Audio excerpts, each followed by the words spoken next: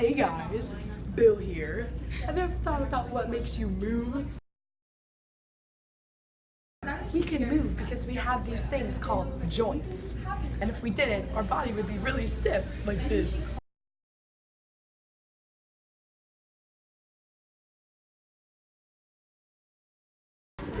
Our joints have two purposes. They hold our bones together and they give our skeletons mobility. There are three types of joints: a movable, slightly immovable, and freely moving joints.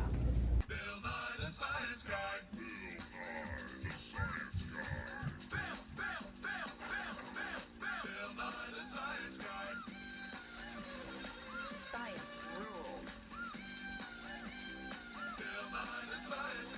Inertia is a property of matter.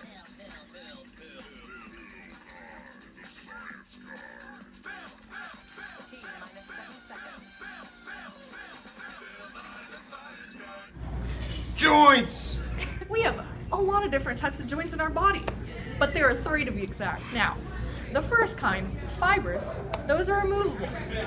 Now, what makes the fibrous joints immovable is that their edges are interlocked, just like this, by fibrous tissue. So now they can't move. Now, the next type of joints we have are the cartilaginous joints. Now those joints, although some are immovable, others are slightly movable. In cartilaginous joints, the bone ends are connected together by cartilage. Now some examples of cartilaginous joints can be seen in our ribs and spinal column. Our third and final types of joints are you guessed it, the freely movable ones, the synovial joints. In synovial joints, the bone ends are separated by a joint cavity containing synovial fluid. Now, those can be found in your elbow and your knee. Joints are out of this world. Yeah. There are 6 types of synovial joints based on the shape. First, there are plane joints. They're flat, gliding pieces in the intercarpal parts of your wrist, like this. Second, there are hinge joints. They are cylindrical ends that fit into the trough of the other bone. These are found in your elbow and your ankle. Third, there are pivot joints. These are round ends of a bone that fit into the sleeve of another bone. They are found where your radius and your ulna join. Fourth, there are condyloid joints. They are egg-shaped surfaces that fit into the oval cavity of another bone.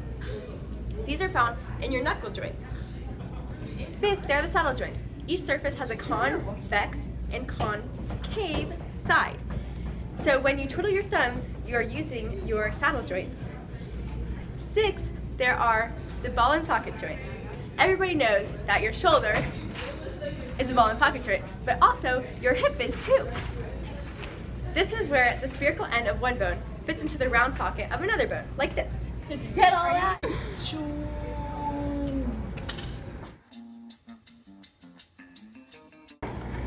Hello, I am Dr. Doofenshmirtz, and today I will be talking to you about clinical advances in bone repair. So the first one is the electrical stimulation of the fractured joint.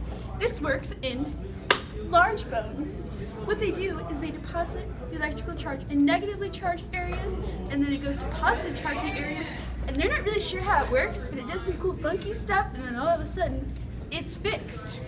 The second one is ultrasound. So daily, you go up to your little doctor and they put low doses of ultrasound waves into your bones, and this decreases healing time by 35 to 45%. The third type of clinical advancement in bone repair is the free vascular fibular graft technique. So instead of using your hip bone and grafting a little section out and putting it where your bone fails to heal together, they take part of your fibula, because when they take that, they can also take blood vessels so that the new bone doesn't die. The fourth type is the self-extendable endoprothesis, and this is usually used in little kids who have knee problems. So as they grow, their knee can get bigger because it's like a whole contraption that expands as you grow. The fifth clinical advancement in bone repair is vascular endothelial growth factor.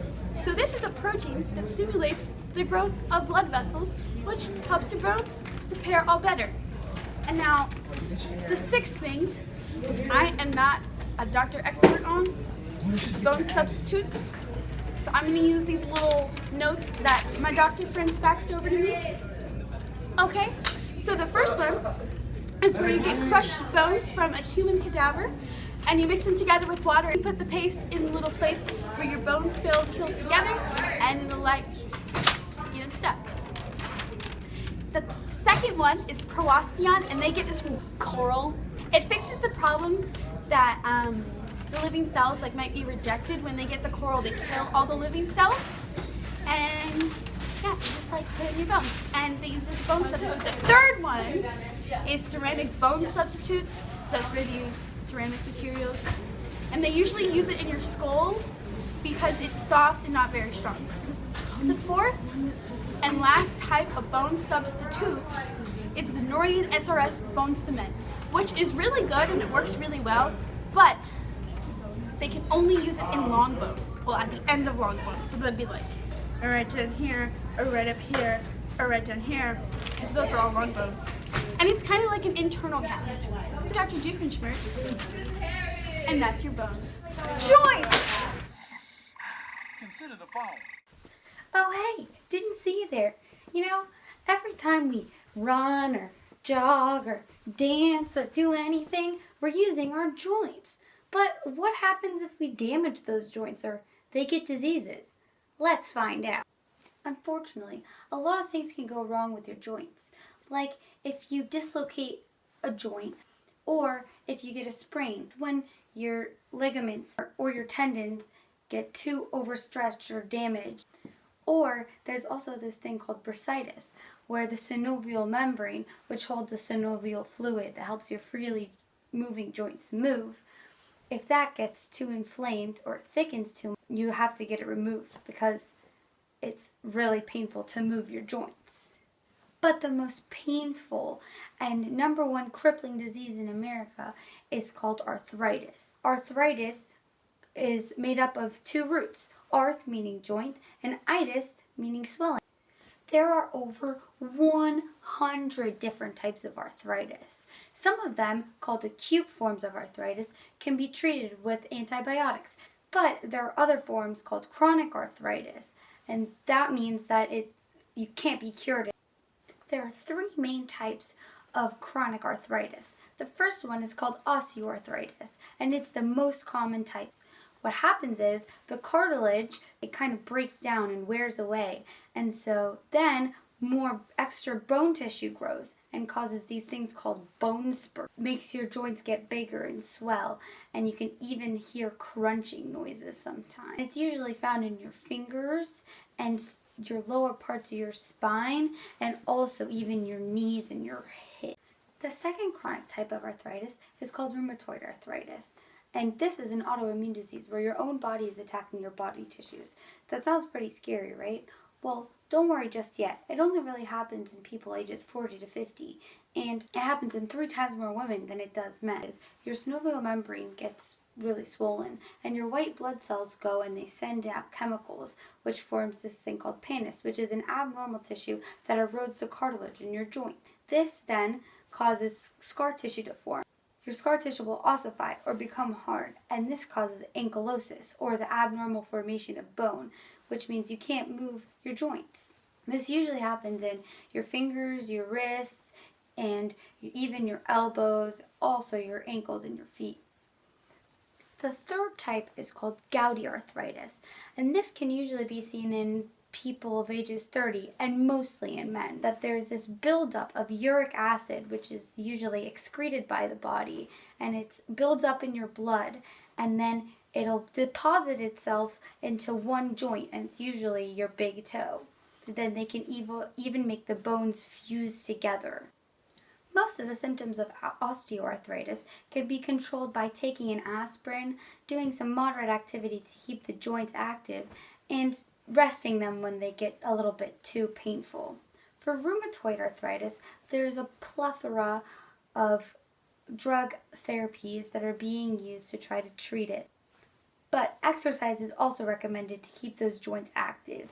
In gout arthritis, there's drugs such as ibuprofen that can help control the painful attacks so that they can keep those joints moving.